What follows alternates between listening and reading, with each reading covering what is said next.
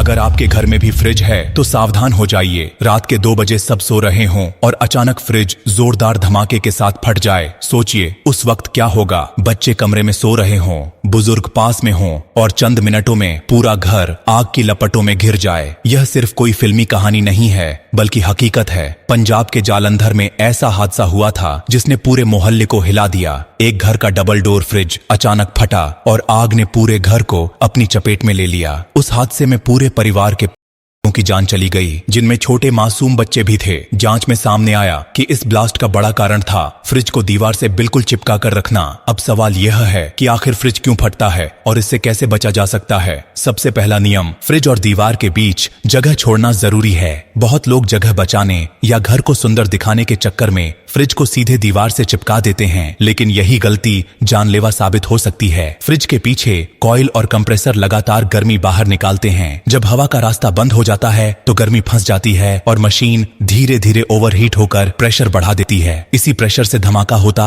है। इसलिए हमेशा याद रखिए कि फ्रिज और दीवार के बीच कम से कम 5 से 6 इंच की दूरी होनी चाहिए। दूसरी बात, अगर कंप्रेसर से अजीब आवाजें आ रही हों तो इसे कभी भी नजरअंदाज मत कीजिए। बहुत लोग सोचते हैं कि पुराना फ्रिज है इसीलिए आवाज आ रही है, लेकिन यही आवाज इस बात का इशारा है कि मशीन पर दबाव बढ़ रहा है। जब ज्यादा दबाव बनता है तो अंदर के पार्ट्स खराब होकर कभी भी ब्लास्ट कर सकते हैं। अगर ऐसी आवाजें सुने तो तुरंत फ्रिज बंद कर दें और बिजली का प्लग निकाल दें। उसके बाद सर्विसिंग कराइए। तीसरा खतरा है पानी की लीकेज। अगर फ्रिज के नीचे या पीछे पानी जमा हो रहा है तो यह बेहद खतरनाक है। पानी और बिजली का मिलना हमेशा जानलेवा साबित होता है। अगर पानी बिजली के तारों या सॉकेट तक पहुंच गया तो शॉर्ट सर्किट होना तय है। यही शॉर्ट सर्किट कई बार आग और धमाके की वजह बन जाता है। अगर फ्रिज से पानी टपकता दिखे तो तुरंत सुखाइए और टेक्नीशियन को बुलाइए। चौथी और बड़ी गलती है ओवरलोडिंग, यानी जरूरत से ज्यादा सामान भरना। त्योहार या शादी ब्याह पर लोग फ्रिज को ठूंस कर भर देते हैं। सोचते हैं ज्यादा सामान रख देंगे तो काम आएगा, लेकिन जब फ्रिज के अंदर हवा का सही सर्कुलेशन नहीं होता तो मशीन को ज्यादा मेहनत करनी पड़ती है।